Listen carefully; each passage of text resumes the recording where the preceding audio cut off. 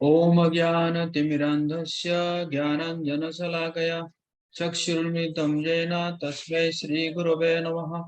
श्रीचैतन्यमनोभीष्टं स्थापितं येन भूतले स्वयं रूप कदा मह्यं ददाति स्वपदान्तिकं। वन्देऽहं श्रीगुरुश्रीयुतपदकमलं श्रीगुरुन् वैष्णवांश्च श्रीरूपं साग्रजातं सहगण रघुनाथामितं तं सजीवम् साद्वैतं सावधूतं परिजनसहितं कृष्ण चैतन्य देवं श्री राधा कृष्ण पादान् सगण ललिता श्री विशाखान्तांश। हे कृष्ण करुणा सिंधु दीनबंधु जगतपते गोपेश गोपिका कांत राधा कांत नमस्तुते। तप्त कांचन गौरांगी राधे वृंदावनेश्वरी वृषभानुसुते देवी प्रणमामि हरिप्रिय। वाञ्छाकल्पतरुभ्यश्च कृपा सिन्धुभ्येव च पतितानां पावनेभ्यो वैष्णवेभ्यो नमो नमः। जय श्री कृष्ण चैतन्य प्रभु नित्यानंद श्री अद्वैत गदाधर श्रीवासादि गौर भक्तवृंद। हरे कृष्ण कृष्ण कृष्ण हरे हरे हरे राम राम राम हरे हरे। नमो ओम विष्णुपादाय कृष्ण पृष्ठाय भूतले श्रीमते भक्ति वेदांत स्वामिनिति नामिने नमस्ते सरस्वती देवी गौरवाणी प्रचारिणे निर्विशेष शून्यवादी पाश्चात्य देशतारिणे मुखं करोति वाचालं पङ्गुं लङ्घयति गिरिं यत्कृपातमहं वन्दे श्रीगुरुदेवं श्रीचैतन्येश्वरं परमानन्दं।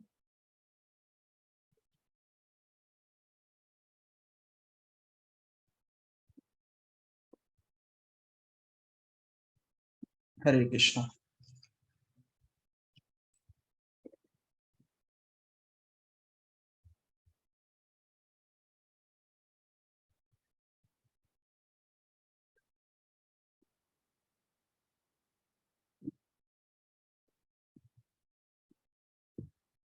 हरे कृष्णा। सभी भक्तों का हार्दिक स्वागत है।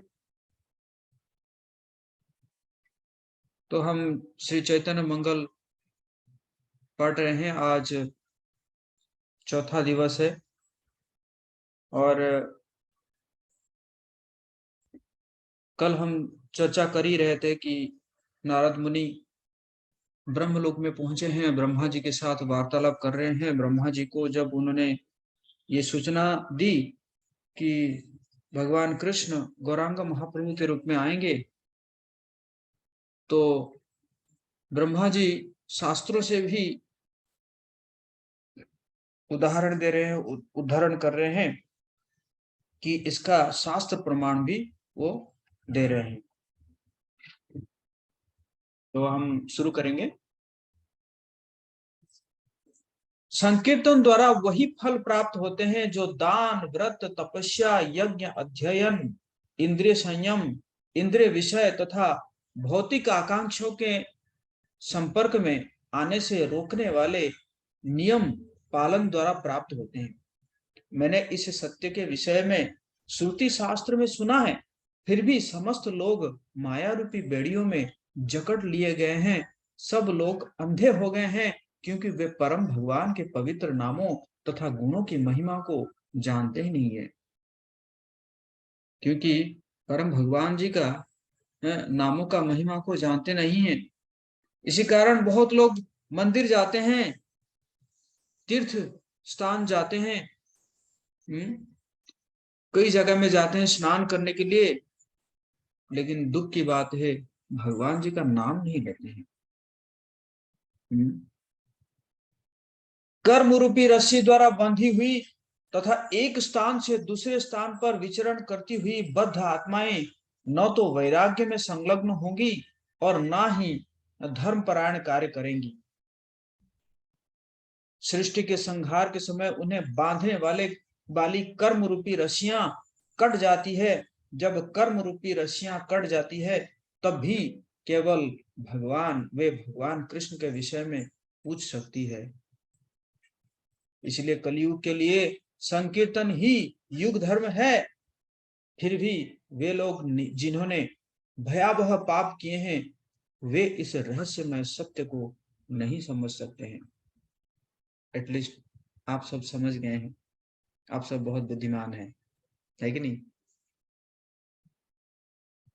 युग धर्म संकीर्तन घुचावे के मने, केवा धर्म संस्थापन करे प्रभु विने। युग धर्म अर्थात संकीर्तन का विनाश कैसे हो सकता है? धर्म की स्थापना भगवान के अलावा कौन कर सकता है? भगवत गीता में परम भगवान प्रतिज्ञा करते हैं कि वे इस जगत में अवतरित होंगे और धर्म की रक्षा करेंगे। परित्राणाय साधूनां विनाशाय च दुष्कृतां धर्म संस्थापनार्थाय संभवामि युगे युगे। भक्तों की रक्षा करने, अधर्मों की का नाश करने तथा धर्म की स्थापना करने के लिए प्रत्येक युग में मैं प्रकट होता हूं। कलयुग में संकीर्तन ही युग धर्म है, इसे स्वीकार करो। कलयुग में भगवान गौर ही भगवान का अवतार है, अन्य कोई नहीं है।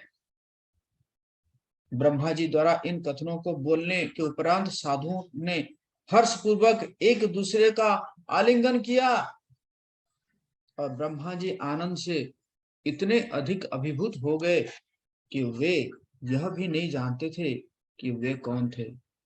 भूल गए, अपने आप को भूल गए ब्रह्मा जी। तब उन्होंने भगवान गौर की महिमा के विषय में एक और सत्य वचन बोला। उनकी प्रत्येक इंद्रिय आनंद से परिपूर्ण हो गई।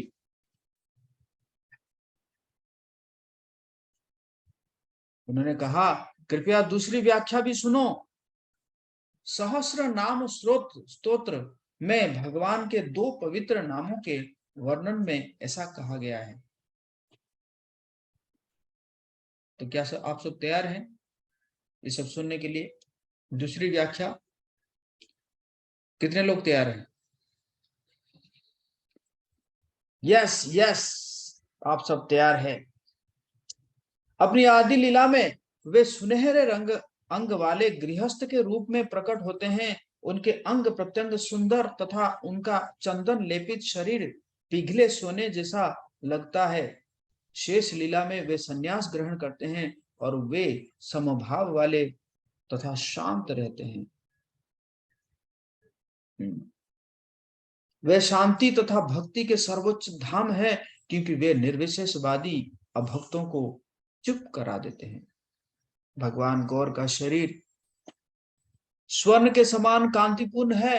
वे संन्यास ग्रहण करते हैं तथा वे अत्यंत दयालु है। कृपया भविष्य पुराण के निम्नलिखित कथनों का श्रवण करें, जिसमें भगवान 3 बार व्रत लेते हैं कि वे कलयुग में जन्म लेंगे। भविष्य पुराण में 3 बार भगवान व्रत लेते हैं। श्री कृष्ण बोले, हे देवगण, भक्त रूप धारण कर पृथ्वी में अवतीर्ण हो जाओ। कलयुग में संकीर्तन आरंभ में मैं शचीसुत होकर जन्म ग्रहण करूंगा। जय शचीसुत की जय। कृपया कुछ अन्य आश्चर्यजनक व्याख्या ध्यान पूर्वक सुने। कृपया सतर्क हृदय सहित कलयुग में युग धर्म के रहस्य को समझने का प्रयास करें। पापमय कलियुग बोले सर्वजने, अधर्म प्रकट धर्म क्षीण आचरणे। हरिनाम संकीर्तन यही धर्म तार, यही हरिनाम पुनः सर्वधर्म सार। हर व्यक्ति कह रहा है कि कलयुग पापमय है और जिसमें अधर्म प्रकट हो रहा है, धर्म तथा धर्म क्षीण होता जा रहा है। इस युग में हरिनाम संकीर्तन ही युग धर्म है। वास्तविकता तो यह है, भगवान कृष्ण के पवित्र नामों का उच्चारण ही समस्त धर्मों का सार है। केवल एक बार पवित्र भगवत नाम के उच्चारण द्वारा व्यक्ति दान, व्रत, तपस्या, यज्ञ, ज्ञान, जप करने के जो फल सुगमता से प्राप्त कर लेता है और व्यक्ति मोक्ष भी सरलता से प्राप्त कर लेता है। तो आप जहां पे भी है, जोर से बोलिए, हरे कृष्णा कृष्ण कृष्ण हरे हरे, हरे राम राम राम हरे हरे। Thank you. इंद्रिय सुखों का व्यसनी व्यक्ति भी यदि पवित्र भगवान नाम का उच्चारण करता है, तब भगवान उसे प्रथम भोग की सामग्री प्रदान करते हैं और पीछे स्वयं भक्ति प्रदान करते हैं। कोई अगर इंद्रिय सुख भी चाहता है तो भगवान पहले पहले भी उसको इंद्रिय सुख देते हैं और उसके बाद फिर भक्ति दे देते हैं। श्रद्धावान यदि भगवान कृष्ण की महिमा का उच्चारण करता है तो सच्चा वो निष्ठावान व्यक्ति समस्त भौतिक सुखों को ठुकरा देगा तथा भगवान कृष्ण के पास दौड़ जाएगा। अतः पाप पूर्ण कलयुग में भगवान कृष्ण के नामों तथा महिमा का गुणगान करना ही सच्चा धर्म है। युगेर स्वभाव यह युग धर्म कही पापमय कलियुगे परधर्म यही यदि वा बलि वा पाप दुश्चेद्य कारणे प्रकाशिला महा खड्ग नाम संकीर्तने। इस प्रकार से मैंने कलयुग तथा उसके युग धर्म के स्वभाव का वर्णन कर दिया है। कलयुग के पाप पूर्ण युग में यही सर्वोच्च धर्म है। यदि कोई व्यक्ति कहता है कि कलयुग में पापों को काटना अत्यंत कठिन है, तब मैं कहूंगा कि व्यक्ति को केवल संकीर्तन रूपी विशाल तलवार को सामने लाना होगा। संकीर्तन रूपी विशाल तलवार को सामने ले आइए और तलवार लेकर चलिए, सबका पाप को नष्ट कीजिए। सतयुग तथा अन्य युगों में रहने वाले लोग कलयुग में जन्म लेने के लिए प्रार्थना क्यों करते हैं? क्योंकि कलयुग में लोग भगवान हरि के पवित्र नाम के कीर्तन के प्रति अत्यधिक समर्पित है। हे राजन, सतयुग तथा उसके पूर्व के अन्य युगों के निवासी इस कलयुग में जन्म लेने के लिए तीव्र कामना करते हैं, क्योंकि इस युग में भगवान नारायण के उन अनेक भक्त होंगे। भगवान कृष्ण जब अपनी समस्त शक्तियों सहित इस जगत में अवतरित हुए थे, तब उन्होंने पापियों को प्रेम भक्ति क्यों नहीं प्रदान की थी? कृपया मुझे आप बताएं कि किस युग में कौन सा ऐसा अवतार इतना उदार व दयालु होगा, वो उन बद्ध आत्माओं को भी आध्यात्मिक प्रेम प्रदान करेगा जो भक्ति में संलग्न नहीं होती है। धर्म पुण्य कर्म तथा तीर्थ स्थान पापों को नष्ट कर देते हैं। क्या तुम उनके समान किसी वस्तु के विषय में जानते हो? कुछ महात्मा जन जानते हैं कि समस्त युगों में कलयुग सर्वश्रेष्ठ है, क्योंकि इसमें संकीर्तन धर्म है। कलयुग में अन्य कोई धर्म नहीं है। इस प्रकार से ब्रह्मा जी बोले और इन शब्दों को सुनकर नारद जी ने अपनी वीणा बजाई। ब्रह्मा जी तथा नारद जी कि यह अमृत वार्ता लोचन दास ठाकुर आनंद में हृदय से वर्णन कर रहे हैं। नारद कहे ब्रह्मा की कही बारो ये कुछ कहिला हृदय हमारो। नारद जी ने कहा, ब्रह्मा मैं क्या कह सकता हूँ, जो मेरे हृदय में था वे तो आप पहले ही बोल चुके हैं। तो एडवांस में बोल दिए। पूर्व कर्मों द्वारा बेड़ियों में जकड़ी हुई बद्ध आत्माएं कितने कल्पों के लिए इस संसार में विचरण करती रहेंगी। यदि किसी तरह ऐसा व्यक्ति एक वैष्णव की थोड़ी सी भी सेवा कर लेता है, यदि किसी तरह वो उस वैष्णव के मुख से आध्यात्मिक जीवन के गूढ़ सत्यों के विषय में श्रवण कर लेता है और फिर वो आध्यात्मिक सिद्धि प्राप्त करने हेतु ध्यान पूर्वक कठोर परिश्रम करता है, तब माया रूपी हथकड़ियां जिनके द्वारा वो बंधा हुआ है खुल जाएंगी। तब वो भगवान कृष्ण के प्रति समर्पित हो जाएगा। तब वो सालोक्य मुक्ति से प्राप्त होने वाली 4 प्रकार की मुक्तियों में से किसी को भी पकड़ने के लिए एक उंगली तक नहीं उठाएगा, अर्थात किसी भी मुक्ति को प्राप्त करने का तनिक भी प्रयास नहीं करेगा। अगर वो किसी वैष्णव के मुख से आध्यात्मिक जीवन के गूढ़ सत्यों के विषय में जान लेता तो, है कि नहीं? गोपियों द्वारा अनुभव किए गए भावमय प्रेम को प्राप्त करने के लिए कौन योग्य है, इसके विषय में मैं बातचीत करूंगा। परम भगवान उस प्रेम द्वारा विजय प्राप्त की जा सकती है। परम भगवान पर उस प्रेम द्वारा विजय प्राप्त की जा सकती है जो ऊपरी तौर से एक स्त्री का अपने प्रेमी के प्रति किए जाने वाले प्रेम के समान प्रतीत होता है।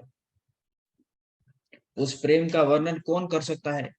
उन्होंने उनकी उनकी इतनी अधिक प्रशंसा की कि उद्धव जी ने लता पता बन जाने के लिए प्रार्थना की। ब्रज गोपियां, उनकी इतनी महिमा थी। उद्धव जो है क्या सोचते थे? कहते मैं तो यहीं पे लता बन जाऊं, है ना। वृंदावन की गोपियों ने अपने पतियों, पुत्रों, अन्य परिवार वालों को का साथ त्याग दिया है, जिनको त्याग पाना अति कठिन होता है। बंधन होता है ना, है कि नहीं? बंधन को काटना बहुत कठिन होता है। उन्होंने मुकुंद कृष्ण के चरण कमलों की शरण पाने के लिए सतीत्व मार्ग का भी परित्याग कर दिया, जिसे वैदिक ज्ञान द्वारा खोजा जाता है। ओहो, मैं वृंदावन की इन झाड़ियों, लताओं तथा जड़ी बूटियों में से कोई भी एक भी होने का सौभाग्य प्राप्त करूं, ब्रह्मा जी कह रहे हैं, क्योंकि गोपियां उन्हें अपने चरणों से रोनती है और अपने चरण कमलों की धूल से उन्हें आशीर्वाद देती है। ब्रह्मा जी कह रहे हैं, मैं क्या बन जाऊं? घास बन जाऊं? है वही परम पुरुषोत्तम भगवान जिनके चरण कमलों का ब्रह्मा एवं शिव जी ध्यान करते हैं, जिनके चरण कमलों को योगियों के राजा तथा संत के राजा खोजने में लगे रहते हैं, परंतु ढूंढ नहीं पाते, जिनके चरण कमलों की सेवा में भाग्य देवी की देवियां सदैव लगी रहती है, जिनके चरण कमलों की मधुर महिमा का वर्णन करने की शब्दों में कोई शक्ति नहीं है, जिनके यश एवं महिमा का चारों वेद सदैव गुणगान करते रहते हैं, जिनकी असीम महिमा का कोई अंत नहीं है, जो अनंत शेष से बनी शैया पर विश्राम करते हैं, वही भगवान गोपियां के सेवक बन गए हैं। गोपियों के सेवक बन जाते हैं भगवान। कितने हजारों लाखों भक्त उनके समान उनके समान है, गोपियों के अनुयायी है और भगवान कृष्ण पर विजय प्राप्त करके उन्हें अपने वश में कर चुके हैं। कोई है ऐसा? भगवान कृष्ण कौन है? वे सर्वव्यापी परम पुरुषोत्तम भगवान है। गोपियां कौन है? गोपियां वे कन्याएं हैं जो कृष्ण के प्रति गहरे प्रेम से अभिभूत है। वे कन्याएं जो कृष्ण से मिलने के लिए वन में भाग गई थी। एछे न भक्ति तत्व बुझिबारे चाहिए, परम निगूढ़ भक्ति यह वही नहीं, है न भक्ति प्रचारी व कलियुगे प्रभु, लक्ष्मी अनंत यहाँ नाही सुने कभू, सवारे बोलो हो ब्रह्मा ए ब्रह्म लोके, निज निज अंश जन्म लह कलियुगे। मेरी अभिलाषा है कि मैं भक्ति के इन सत्यों का वर्णन करूं। शुद्ध भक्ति के रहस्य ही सर्वाधिक महान रहस्य है। शुद्ध भक्ति, शुद्ध भक्ति जिसमें कोई और इच्छा नहीं है, कोई और आशा नहीं है, के रहस्य ही सर्वाधिक महान रहस्य है। इनके अतिरिक्त अन्य कोई महान रहस्य नहीं है। शुद्ध भक्ति, है ना, शुद्ध भक्ति के रहस्य के बिना और कोई रहस्य नहीं है महान रहस्य, है ना। शुद्ध भक्ति, है कि नहीं? हृदय में कोई भी भौतिक इच्छा अगर नहीं है ना, तब जाके वो क्या कहा जाता है? शुद्ध भक्ति कहा जाता है ना।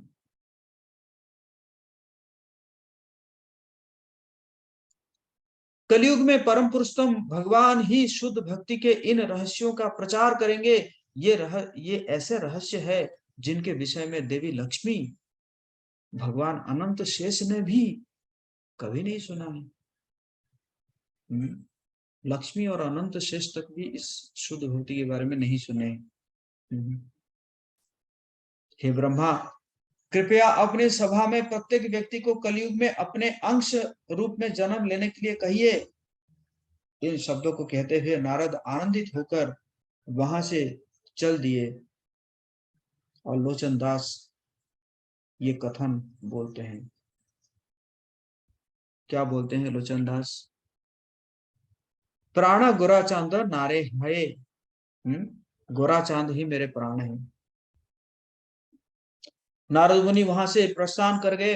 उन्होंने अपनी वीणा बजाई। संगीत अत्यंत मधुर वो शुभ था जो विश्व के लोगों के हृदय में पर अमृत वर्षा बरसा रहा था। तीनों लोकों में आश्चर्यजनक आनंद का अनुभव हो रहा था। जय जय हरि बोलो आनंदमय कोल्लोल, घोषणा पड़िल तीन लोके ना। अस्त्र परिषद संगे जनमल विवरंगे, घोरावतार कलियुगे ना। एछेन करुणा कर देखिब नयन मोर, आमिया सिंचिब कलेवरे ना। जय जय जगन्नाथ भक्त जनेर साथ, निज भक्त निज भक्ति करिब प्रचारे ना। परमानंद में डूबे हुए नारद जी ने गाया, जय जय हरि बोल। उनके ये शब्द तीनों लोकों में गूंज उठे। भगवान गौर प्रसन्नता पूर्वक अपने अस्त्र शस्त्र एवं पार्षदों सहित कलयुग में जन्म लेंगे।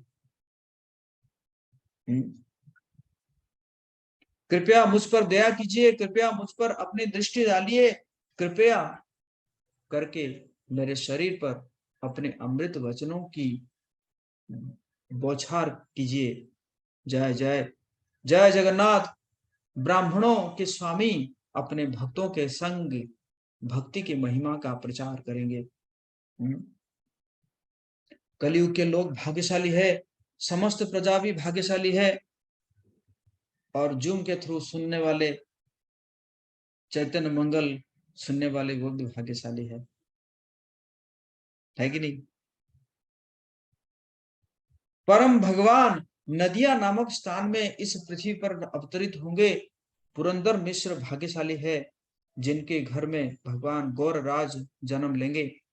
आहा, भगवान गौर अपने भक्तों के संग भगवान कृष्ण के महिमा का गुणगान करेंगे। मृदंग, शंख तथा और करताल सब बजेंगे। 14 लोगों पर भगवत प्रेम की अमृत वर्षा होगी। भगवान गौर भगवान कृष्ण के यशोगान की महिमा का प्रचार करेंगे।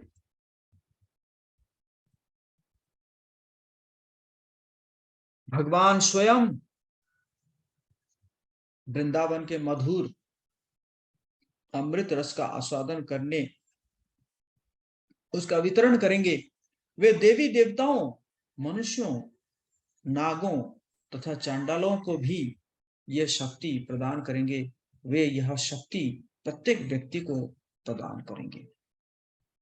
कृपया भगवान के आनंदमय शुभ व मंगलकारी महिमा का श्रवण कीजिए। अब वृंदावन रूपी विशाल खजाना निश्चल रूप से प्रकट हो गया है। समस्त लोगों के स्वामी ने इस पृथ्वी पर जन्म लिया है। अब लोचन दास परम आनंद से उन्मत्त हो गए हैं। हे मेरे नाथ, हे मेरे एकमात्र प्राण, भगवान गौरचंद इस जगत में आ गए हैं। इन शब्दों को सुनकर इंद्र, चंद्र, देवता गण, समस्त योगीजन एवं मुनिगण सभी लोग आनंदित होकर नृत्य करने लगे। आनंद से परिपूर्ण नारद जी ने अपनी यात्रा जारी रखी। उन्होंने देखा कि मृत वृक्षों के सदृश लोग अब नव अंकुरित पौधों के समान जीवित हो गए हैं। बिना किसी सूचना के पृथ्वी पर लौटकर उन्होंने देखा कि लोगों के धार्मिक कार्य अस्त व्यस्त हो गए थे। प्रत्येक व्यक्ति दान, व्रत, तपस्याओं को छोड़कर केवल उदर निर्वाह के लिए अपने अपने कर्म कर रहे थे।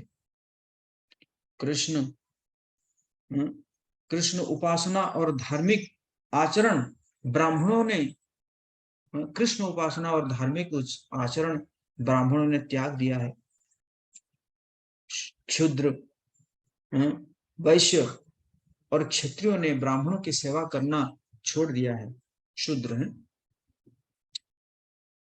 माता पिता का आदर करना छोड़कर व्यक्ति अपने पत्नी का शरीर, मन और वाणी से आदर कर रहा है, पत्नी की सेवा। यह सब देखकर नारद जी ने निर्णय लिया कि यह कलयुग है, इसमें तनिक भी संदेह नहीं है। मेरी घोषणा तीनों लोकों में गुंजायमान हो गई है, अब कलयुग का आगमन हो गया है। नारद जी नीचे बैठ गए और विचारों में लीन हो गए। अचानक आकाश में एक दिव्य ध्वनि गूंज उठी, जगन्नाथ दारु ब्रह्मामि नीलाचले, लोक निस्तारण हेतु समुद्र कुले। मैं भगवान जगन्नाथ हूँ, मैं लोगों का उद्धार करने के लिए नीलाचल में समुद्र के किनारे दारु ब्रह्म के रूप में वास करता हूँ। तुम्हें स्मरण नहीं है कि इससे पूर्व क्या हुआ था? मैंने प्रतिज्ञा की थी कि मैं देवी कात्यायनी का व्रत पूरा करूंगा। जाओ जाओ जाओ, हे संतों के राजा, जगन्नाथपुरी में जाओ और भगवान जगन्नाथ के आदेश का पालन करो। उनका हृदय आनंद से परिपूर्ण हो गया। नारद जी ने जगन्नाथपुरी की यात्रा संपन्न की। उनकी वीणा से निकली ध्वनि से इस संसार के जोर से पीड़ित लोगों को शीतलता प्रदान की। हा हा जगन्नाथ बलि अनुरागे धाय, देखिलो श्रीमुख चंद्र त्रिजगत राय। अत्यधिक प्रेम से पुकारते हुए हे जगन्नाथ, हे जगन्नाथ, वे जगन्नाथपुरी की ओर दौड़े। वहां उन्होंने तीनों लोकों के स्वामी भगवान जगन्नाथ के मनोहरी चंद्र सदृश मुखारविंद की और टकटकी लगाकर देखा। जय जगन्नाथ। भगवान जगन्नाथ समस्त दिव्य अवतारों के विश्राम स्थल है। उनका आनंदपूर्ण मुखारविंद समस्त अमृत तथा समस्त लालित्यमयता का धाम है। नारद जी ने भगवान जगन्नाथ के चरणों में गिर पड़े। अपने दोनों हाथ जोड़कर वे बोले, हे भगवान जगन्नाथ, कृपया दया कीजिए, अब कलयुग आ गया है।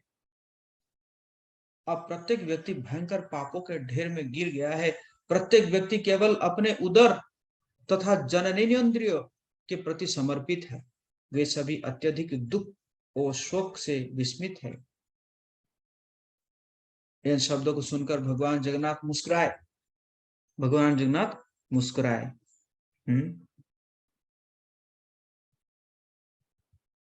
और नारद जी के हाथ का स्पर्श करते हुए भगवान ने उन्हें एकांत में कहा, मैं तुम्हें एक महान रहस्य के विषय में बताऊंगा। मेरे आदेश से तुम्हें अब गोलोक के आध्यात्मिक जगत में जाना चाहिए। कहाँ जाना चाहिए? गोलोक। आध्यात्मिक जगत में जो गोलोक है वहां जाना चाहिए। वैकुंठ से ऊपर गोलोक का जगत है, जहां के राजा श्री गौर सुंदर है। उस स्थान पर रुक्मिणी तथा अनेक स्त्रियां रहती है। वहां भगवान हरि ही एकमात्र पुरुष है और वहां प्रत्येक व्यक्ति आनंद से परिपूर्ण है। वहां राधा तथा रुक्मिणी दो रानियां हैं, अन्य स्त्रियां उनकी विस्तार है। भक्ति की हजारों शाखाओं का पालन करते हुए ये मूर्तिमान शक्तियां भक्ति में संलग्न रहती है और अनेकों सहचरियां उनकी सेवा करती है।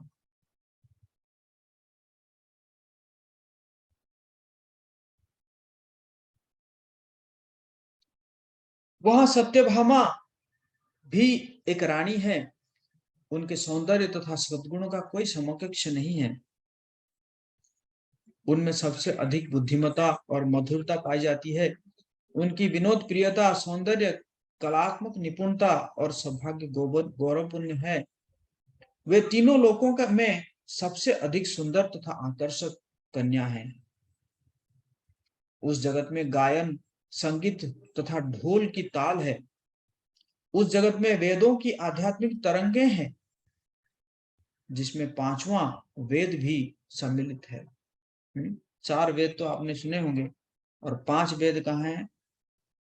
कह रहे कि उस जगत में है जहां पे आध्यात्मिक तरंगे, वो क्या हो गया? 5वां वेद। उस क्षेत्र में सब जगह उत्कृष्ट बुद्धिमत्ता विद्यमान है। उस जगत में परम भगवान के अनेक विस्तार है तथा उदात्त वैष्णव जनों के अनेक समूह है। उस रसमय स्थान का नाम रंगपुरी है।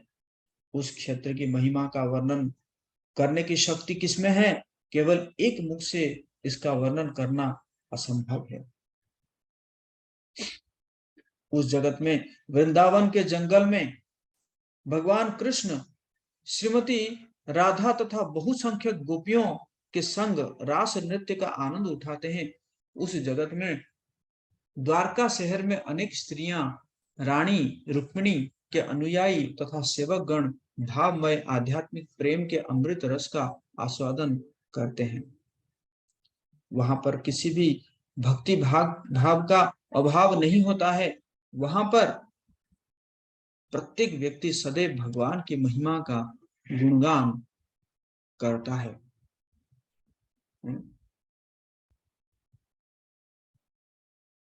यद्यपि वे सभी मुक्त तथा स्वतंत्र है, फिर भी वहां प्रत्येक व्यक्ति स्वेच्छा से भगवान की इच्छा शक्ति वो नियंत्रण को स्वीकार करता है।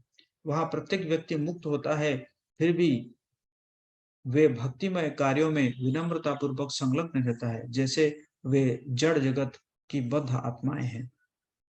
सालोक्य मुक्ति से प्रारंभ होने वाली 4 प्रकार की मुक्ति सभी वैकुंठ के स्वामी की शक्तियां हैं। वैकुंठ के स्वामी पर ऐसे व्यक्ति कभी विजय प्राप्त नहीं कर सकते जिसमें भक्ति भाव नहीं होता। वे समस्त ऐश्वर्यों से परिपूर्ण है, वे पतित और निम्न नहीं है। उन पर केवल शुद्ध भक्ति द्वारा ही विजय प्राप्त की जा सकती है। किसके द्वारा? शुद्ध भक्ति के द्वारा। शुद्ध भक्ति, शुद्ध भक्ति, मिश्रित भक्ति नहीं। मिश्रित भक्ति मतलब क्या है? भौतिक इच्छा रखना। भक्ति के साथ साथ भौतिक इच्छा रखना, मेरा ये काम भी हो जाए, वो काम भी हो जाए, वो हो गया मिश्रित भक्ति। शुद्ध भक्ति क्या है? सिर्फ भगवान की प्रसन्नता, आप ही प्रसन्न रहिए।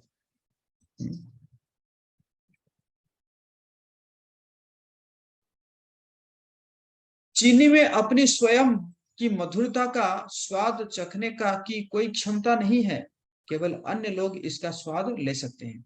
भक्ति के मार्ग में मुक्ति एक बाधा है। प्रेममयी भक्ति ही सर्वोच्च उपलब्धि है।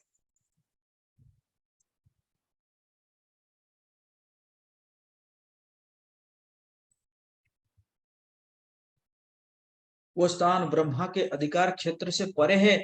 वो मेरा घर है। जगन्नाथ जी कह रहे हैं वो मेरा घर है, परंतु करुणावश मैं यहाँ आया हूं। मेरा घर वहां है, लेकिन जीवों के ऊपर करुणा करने के लिए, पापियों को उद्धार करने के लिए मैं यहाँ आया हूँ। सबके स्वामी श्री चैतन्य का रूप लंबा तथा गौर वर्ण वाला होगा। जब तुम उनका दर्शन करोगे तो तुम्हारे हृदय की समस्त समस्याएं नष्ट हो जाएंगी। तुम देखोगे कि मैं स्वयं श्री चैतन्य के रूप में आऊंगा। जय गौर, सही कृष्ण, सही जगन्नाथ। हमारे वासुदेव घोष कहते हैं, वासुदेव घोष बोले करी जोड़ हाथ, जय गौर सही कृष्ण सही जगन्नाथ। जय गौर वही कृष्ण और वही है कौन? जगन्नाथ। कह रहे हैं कि तुम देखोगे कि मैं स्वयं श्री चैतन्य के रूप में आऊंगा। मैं अपनी स्वयं की महिमा के गुणगान का प्रचार करूंगा। मैं प्रत्येक व्यक्ति के दुख एवं कष्टों को नष्ट कर दूंगा। मैं भावमय आध्यात्मिक प्रेम के आनंद का प्रचार करूंगा। मैं कलयुग के लोगों का उद्धार करूंगा। इन विस्मय पूर्ण वचनों को सुनते ही नारद मुनि वहां से प्रस्थान कर गए। उन्होंने विचार किया कि अब मैं उस गोलोक जगत के का दर्शन करूंगा जो वैकुंठ से ऊंचा लोक है और वेदों के लिए अगोचर है। वो ऐसा जगत है जिसके यश वो प्रशंसा का समस्त लोकों में गुणगान किया जाता है। मुक्ति के विषय में जो गोपनीय सत्य मैंने भक्तों से सुना, जो मुख से परे है और जो वेदों और भौतिक जगत को न तो विदित है और न ही उनके समक्ष प्रकट हुआ है, आज वही सत्य मैं प्रत्यक्ष रूप से देखूंगा। प्रेम से परिपूर्ण होकर नारद जी आध्यात्मिक जगत की ओर प्रस्थान कर गए। मैं सोच रहा हूं हम भी चले क्या नारद मुनि जी के साथ? आप लोग तैयार हैं? चलेंगे? चलिए चलते, उनके पीछे पीछे ही चलते हैं। उनकी वीणा की ध्वनि सुनकर वैकुंठ के निवासी प्रफुल्लित हो गए। नारद आनंदित होकर परम भगवान की महिमा का गुणगान करने वाले मंगल गीत गाते हुए वैकुंठ के द्वार पर पहुंच गए। नारद ने देखा कि वैकुंठ के स्वामी भगवान नारायण जो रत्न सिंहासन पर विराजमान थे, अपने पार्षदों से घिरे हुए थे। भगवान के चरणों में गिरकर नारद जी ने सादर प्रणाम किया। भगवान ने उन्हें उठाया तथा गले लगा लिया। भगवान नारायण निरंतर मुस्कुराते हुए बोले, हे नारद, कृपया बताओ कि तुम्हारे हृदय में क्या है। तुम्हारे हृदय में जो भी इच्छा होगी मैं तुम्हें प्रदान करूंगा। जो तुम्हें ज्ञात नहीं है वो रहस्य मैं प्रकट करूंगा। तो अभी हम कहाँ पहुंचे हैं? नारायण जी के पास पहुंचे हैं ना, वैकुंठ में, नारद मुनि के पीछे पीछे। ओके। नारद मुनि ने अपने हाथ जोड़कर कहा, आप प्रत्येक व्यक्ति के हृदय में उपस्थित परमात्मा है। आपके समक्ष इसका वर्णन करने की क्या आवश्यकता है? दारु ब्रह्म रूप में मुझे जो भी वर्णन किया उस रूप को आप मुझे दिखा दीजिए। तब समस्त सद्गुण रूपी रत्नों से सुसज्जित भगवान नारायण बोले, जिस रूप का मैंने तुम्हें गुप्त रूप से वर्णन किया वही मेरा मूल रूप है। माया उस रूप की परछाई है। सैकड़ों हजारों अवतार उसी रूप से आते हैं। उस रूप की आराधना करना ही अत्युत्तम प्रयास है। मैं उस रूप का स्वांश हूँ। मैं सब जगत जगह विद्यमान हूँ। मैं भगवान विष्णु हूँ जिसमें से प्रत्येक वस्तु उद्भूत हुई है। मैं प्रत्येक वस्तु का सर्वस्व हूँ। देवी लक्ष्मी मेरी अनुयायी है और 4 प्रकार की मुक्ति भी मेरा अनुसरण करती है। जो भी मैं तुमको बता रहा हूं वही सत्य है। मैं भगवान विष्णु उनका स्वांश हूं। स्वांश, स्व अंश स्वांश। देवी लक्ष्मी उनकी ऐश्वर्य शक्ति है। यह वैकुंठ जगत उनके मूल वैकुंठ जगत का पूर्णांश विस्तार है। यहाँ का मोक्ष उनके जगत के मोक्ष की छाया मात्र है। वहां पर शुद्ध भक्ति सर्वत्र विद्यमान होती है।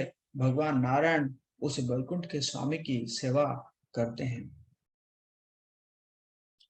उनके जगत में श्री राधा ही एकमात्र शक्ति है।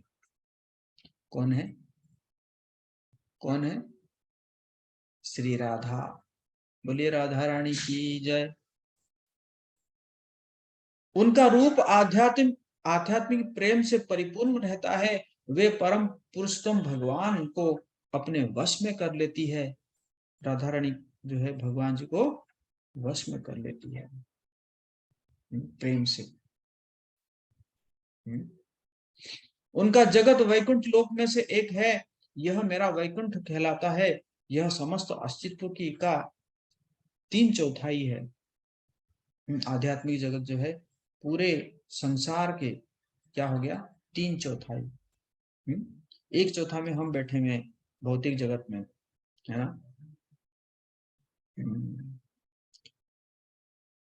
जो मैं कह रहा हूं वही सत्य है। भगवान गौर हरि माया के स्पर्श से परे है। वे दया रूपी कल्प वृक्ष है। हे मुनि जाओ, उनके पास जाओ, महाप्रभु के स्थान पर जाओ, वे समस्त लोगों के शिक्षा गुरु है। मुनियों में श्रेष्ठ नारद अपनी वीणा बजाते हुए भगवान हरि की महिमा का गुणगान करने वाले गीत गाते हुए वहां से चले गए। उनके अंग भावावेश में कांपने लगे, सिर से पांव तक उनके शरीर के रोए खड़े हो गए। आध्यात्मिक प्रेम के कारण अश्रुओं की धारा उनके नेत्रों से बहने लगी। वे प्रेम के कारण उन्मत्त हो गए। एक क्षण वे आश्चर्यचकित हो जाते तथा अगले क्षण ही वो एक गौरांग कहते हुए चिल्लाने लगते। अगले क्षण वे ठोकर खा जाते। दूसरे क्षण वे पीछे की ओर गिर जाते। अन्य क्षण वे रोने लगते। अगले क्षण वे उत्सुकता से दौड़ने लगते। अचानक मंद पवन उनके ऊपर से बहने लगी, ऐसी बयार जिसने उनकी संपूर्ण देह को शीतलता प्रदान की। मंद मंद हवा चलने लगी और नारद मुनि के शरीर जो है क्या हो गया, शीतल शीतल लगने लगा। फिर करोड़ों चंद्रमाओं के सदृश तेजस्वी कांति प्रकट हुई। फिर नारद जी को परम भगवान के लालित्यपूर्ण चरण कमलों की सुगंध आई। तब नारद जी का संपूर्ण शरीर भावावेश से अभिभूत हो गया। तब उन्होंने कामदेव से भी अधिक तेजस्वी वो गौरवपूर्ण पुरुष की और एकटक देखा। अनेकों कामदेव उस व्यक्ति की सेवा करते हैं, वहां पर किसी ने भी उन्हें महान प्रेम की भावना से वंचित नहीं देखा। वे इतना भी नहीं जानते थे कि वो दिन था या रात। उन्होंने नारद जी को स्वयं से भिन्न नहीं देखा। वहां पर प्रत्येक व्यक्ति आनंद से पूर्ण तथा दुखों से विमुक्त था। दुख दुख नाम का चीज था ही नहीं वहां पर। उनका चलना क्रीड़ाजनक नृत्य के समान था। उनके वचन मनोहर गीत के रूप में थे। उनके नेत्र भगवान की ओर आकृष्ट थे। उनके शरीर का ऐसा कोई रंग अंग नहीं था जो आनंद से परिपूर्ण न हो। उनमें से कोई भी आध्यात्मिक प्रेम से रहित न था। उनके शरीर अमृत से निर्मित थे। प्रत्येक व्यक्ति ज्ञान एवं आनंद से बना था। वहां की भूमि चिंतामणि रत्नों से निर्मित थी। प्रत्येक वृक्ष एक कल्प वृक्ष था। प्रत्येक गाय कामधेनु गाय थी। यही वह क्षेत्र था जहां उद्धव जी तथा अन्य भक्तगण एक छोटी लता पता बनने के लिए लालायित रहते थे।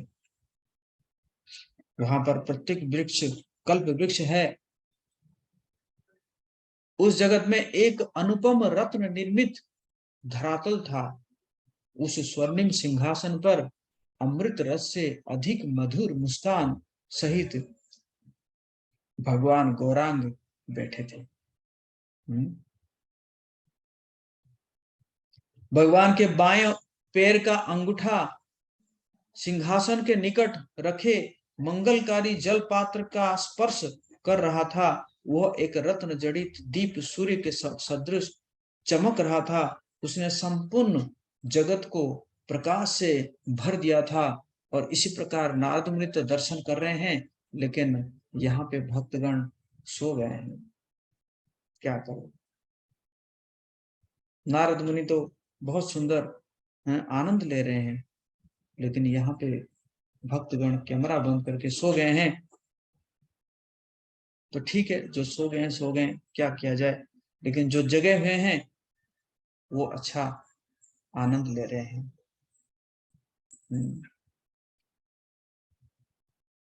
लेकिन श्रीमती राधिका भगवान के दाईं ओर बैठी थी।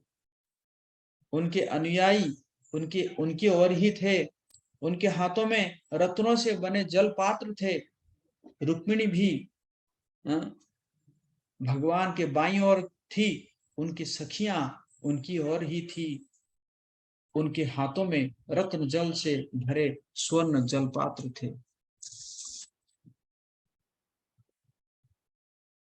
नग्न जीता जल भरे, देई मित्र वृंदा करे। मित्र वृंदा सुलक्षणा करे, सेदय रुक्मिणी करे। देवी ढाले प्रभु शिरे, अभिषेक सुर नदी जले। नग्न जीती ने जल पात्र को मित्र वृंदा के हाथ में रखा। मित्र वृंदा ने उसे सुलक्षणा के हाथों में दे दिया। सुलक्षणा ने उसे रुक्मिणी के हाथों में पकड़ा दिया और रानी रुक्मिणी ने उस पात्र में स्वर्गिक गंगाजल को भगवान गौरांग के शीश पर डाल दिया। इस प्रकार से भगवान का अभिषेक संपन्न किया गया। तिलोत्तमा ने जल पात्र मधुप्रिया के हाथों में दिया और मधुप्रिया ने उसे चंद्रमुखी के हाथों में रख दिया और चंद्रमुखी ने उसे राधिका के हाथों में पकड़ा दिया और राधिका ने उस पात्र का स्वर्गिक गंगाजल भगवान गौरांग के शीश पर डाल दिया। इस प्रकार से भगवान का अभिषेक पुनः संपन्न किया गया। सत्यभामा अपने हाथों में भव्य इत्र, हार, वस्त्र तथा आभूषण लेकर आई और उन्हें अपनी सेविकाओं, कौन है सेविकाएं?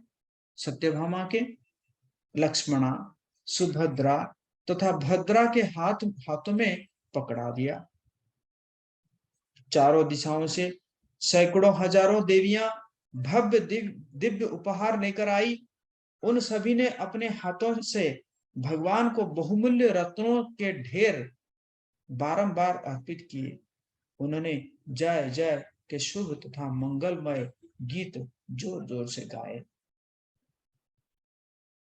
इस प्रकार से उन्होंने गोलोक के स्वामी भगवान गौरांग का अभिषेक किया। वे भगवान गौरांग ही थे, अन्य कोई नहीं। शास्त्र तन्मयता से उनका ध्यान करते हैं। उनका रूप स्वर्ण के समान गोरा है। वे 4 अक्षर वाले मंत्र द्वारा पूजे जाते हैं। जब वे वैकुंठ के राजा के रूप में होते हैं तब उनका रूप श्यामल वो सांवला होता है।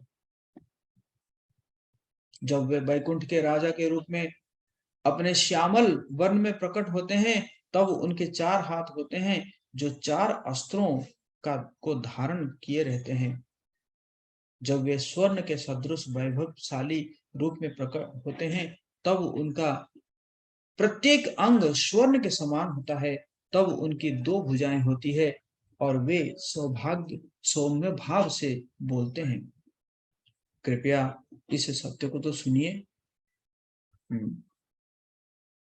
तब आध्यात्मिक प्रेम से अभिभूत नारद मुनि दिव्य सतगुण रूपी रत्नों से सुशोभित भगवान गौर को एकटक निहारते हुए भगवान के चरणों में गिर पड़े। अपनी आंखों को झपकाए बिना वे भगवान की ओर एकटक देखते रहे। उन्होंने अपने अश्रुओं से भगवान के चरणों को स्नान करवाया। नारद मुनि भी अभिषेक करा दिए। कैसे? अपने अश्रुओं से, अपने अश्रुओं से उन्होंने भी भगवान जी का अभिषेक करा दिए। इस प्रकार के स्नान करके भगवान धीरे से मुस्कुराए, नारद जी को उठाया और उन्हें अपने गोद में बिठाया। क्या प्रेम है भगवान जी का। अब नारद के समस्त संशय तथा भय दूर हो गए। उनके हृदय की पीड़ा वो मनोव्यथा नष्ट हो गई। तब नारद, जो भगवान को अत्यधिक प्रिय है, धीरे से सौम्य भाव से बोले। नारद मुनि ने कहा, हे भगवान महाप्रभु, मैंने आपके जैसा विलक्षण रूप न तो कभी देखा है और न ही कभी ऐसे आश्चर्यजनक रूप के विषय में सुना है। अब मेरा जन्म सफल हो गया है। अब मैं अमृत के बाढ़ देख रहा हूं। अब मुझे विदित हुआ कि मैं कितना अधिक सौभाग्यशाली हूं। ब्रह्मा व देवतागण भी आपको नहीं समझते, इसलिए मैं कहता हूं कि आप और आपके अवतार ज्ञान से परे हैं। कुछ लोग कहते हैं कि आप एक आध्यात्मिक ज्योति है। अन्य लोग कहते हैं कि किसी भी मुख से निकले कोई भी शब्द कभी भी आपका वर्णन नहीं कर सकते। कोई भी व्यक्ति किसी भी प्रकार के रूपक, उपमा या अलंकार का प्रयोग करके आपके विषय में वास्तविक मत नहीं दे सकता। केह बोले परात्पर प्रधान पुरुष वर, विचारी ना करे निरूपण, सर्वमय तोर शक्ति देखिया ना पाए मुक्ति, अगोचर तोर आचरण। कुछ लोग कहते हैं कि आप महान से भी महानतम पुरुष है, परम पुरुष है। आपका पूर्ण रूपेण वर्णन करने की शक्ति किसी में भी नहीं है। केवल आपकी सर्वव्यापी शक्तियों को देखते रहने से कोई व्यक्ति मोक्ष प्राप्त नहीं कर सकता। आपके क्रियाकलाप हमें हमारी समझ से परे है। भगवान अनंत शेष हजारों मुखों की हजारों जीवाओं से बोलते हुए अभी तक आपकी महिमा का गुणगान करने का अंत नहीं कर सके हैं। हे भगवान गौर, केवल आपकी कृपा से ही मैं आपको देख सका हूँ। अनंत अनंत जब भगवान जी जो है अनंत को बोले कि आपको अभी क्या करना होगा, सारे ब्रह्मांड को अपने, है ना, अपने सिर पर धारण करना होगा। तो अनंत ने पूछा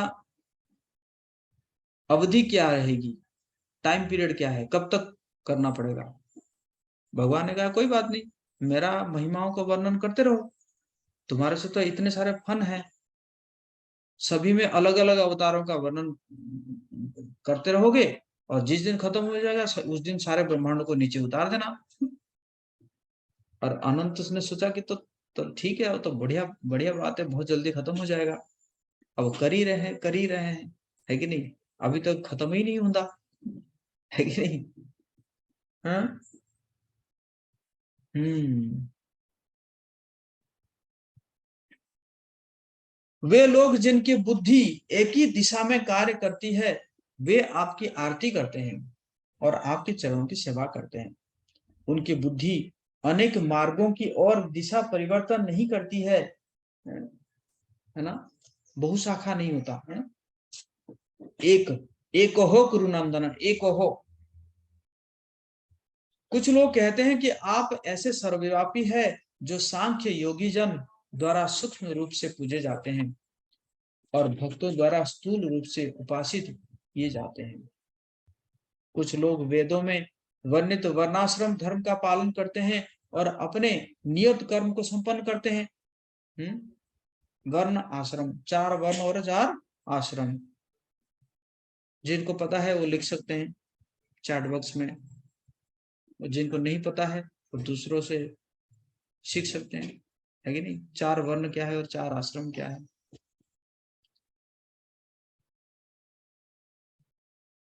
कुछ लोग वेदांत का पालन करते हैं और वे लोग किसी भी दृढ़ निष्कर्ष पर नहीं पहुंचते। आपको वास्तविक रूप से न समझ पाने के कारण वे लोग अनेक विभिन्न दर्शनों के अनुयायी बन जाते हैं। अभी तक सिर्फ एक ही उत्तर आया है, ब्राह्मण। इसका मतलब वर्ण एक ही वर्ण है, ना, बाकी 3 वर्ण गायब। हम्म। हम्म। और 4 आश्रम क्या है।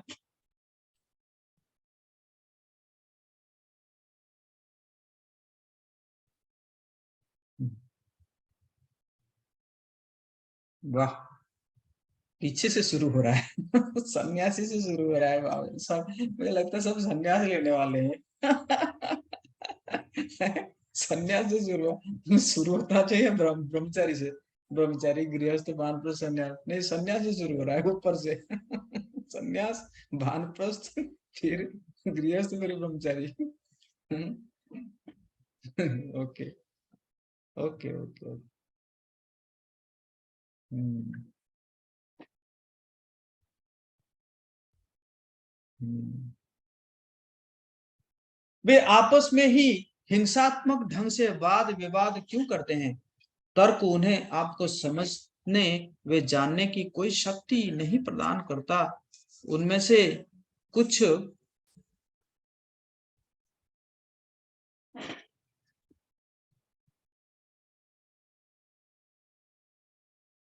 कुछ लोग कहते हैं कि सब एक है, सब एक है। कुछ लोग ऐसे भी कहते हैं। मैं आपके हृदय को नहीं समझता हूँ, आपके वचन पूर्ण रूप से मेरी समझ से परे है। आपके चरणों की कृपा से मेरा प्राण निरंतर रो रहा है। कृपया मुझे इस भौतिक देह का त्याग करने की तथा आपके भक्तों के परिवार में पुनः जन्म लेने की अनुमति प्रदान करे, तब मैं प्रेममयी भक्ति से आपकी आराधना करने योग्य बनूंगा।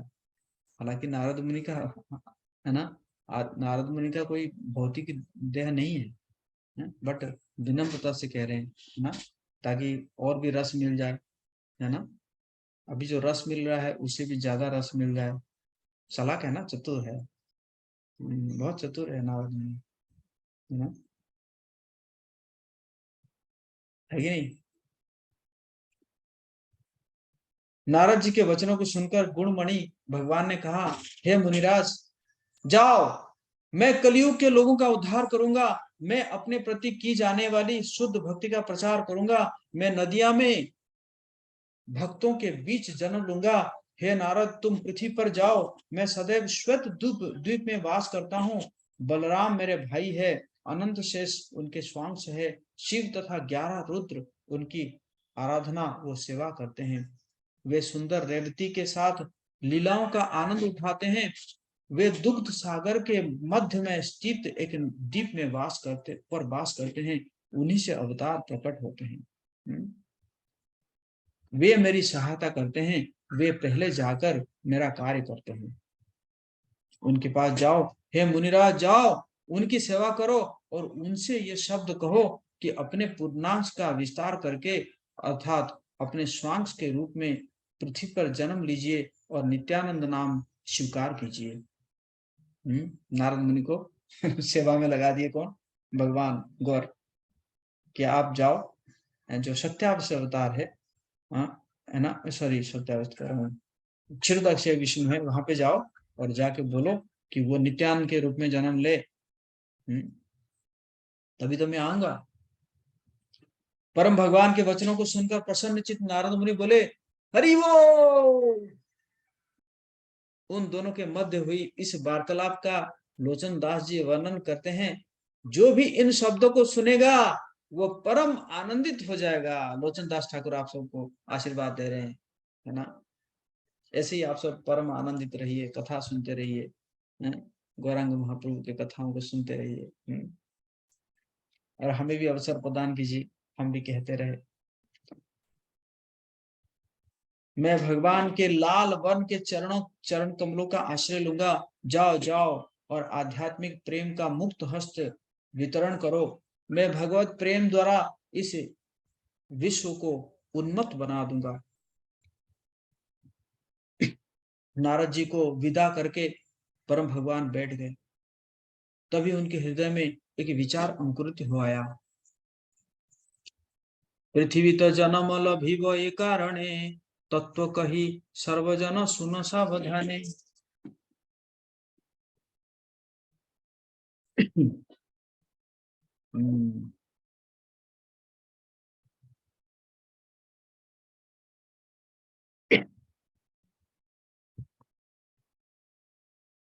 उन्होंने कहा, मैं पृथ्वी पर जन्म लूंगा। अब मैं इसका कारण बतलाऊंगा। कृपया प्रत्येक व्यक्ति ध्यान पूर्वक सुने। अपने पार्षदों से घिरे परम भगवान ने अपने हृदय की बात बोली। परम नियंता पृथ्वी के विषय में चिंतित थे। उनके दाई और राधिका थी, बाई और रुक्मिणी थी। उनके चारों ओर अत्यधिक महत्वपूर्ण गोपियां व रानियां थी।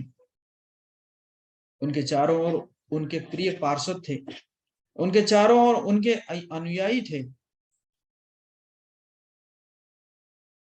भगवान के प्रिय पार्षद, जिनके लिए भगवान उनके प्राणों से भी अधिक प्रिय है, भगवान की बात सुनने के लिए उत्सुक थे। लाखों करोड़ों नेत्र भगवान के सुंदर मुखारबिंद को एकटक निहार रहे थे। जिस प्रकार चकोर पक्षी एक अकेले चंद्रमा के पीछे लालायित रहते हैं, उसी प्रकार भगवान के पार्षद भगवान के चांद सदृश मुख की अमृत किरणों का रस पान करने के लिए लालायित रहते हैं। भगवान बोले, युग प्रति युग मैं पृथ्वी पर जन्म लेता हूँ, मैं भक्तों की रक्षा करता हूँ और धर्म के सिद्धांतों का की भी रक्षा करता हूँ। यही मेरा उद्देश्य है। मैं धर्म के सिद्धांतों की स्थापना करता हूँ, फिर भी लोग नहीं समझते। पाप कार्यों में बहुत अधिक वृद्धि हो गई है। लोग अब पाप करने की आदी हो गए हैं। अब सतयुग से अधिक पाप त्रेता युग में बढ़ गया है, फिर द्वापर युग में पाप और अधिक बढ़ गया है, और जिसने मुझे बहुत अधिक दुखी किया। फिर अंधा कर देने वाला अंधकार से पूर्ण भयावह कलयुग आ गया।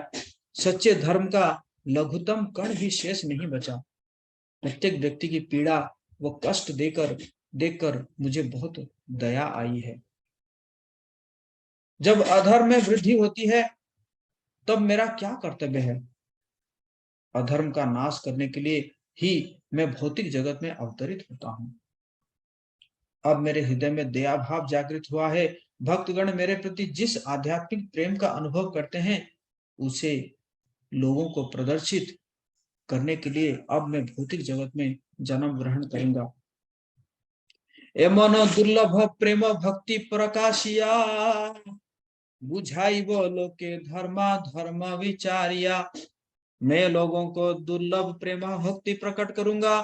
मैं उन्हें सिखाऊंगा कि वास्तविक धर्म क्या है और क्या नहीं है। इसी प्रकार आज के सत्र को जगदीश श्यामदास विराम दे रहे हैं। हरे कृष्णा कृष्ण कृष्ण हरे हरे, हरे राम राम राम हरे हरे। श्री लोचनदास ठाकुर की जय। श्री चैतन्य मंगल की जय। श्रीमान गौरांग महाप्रभु की जय। जगत गुरु श्रील प्रभुपाद की जय।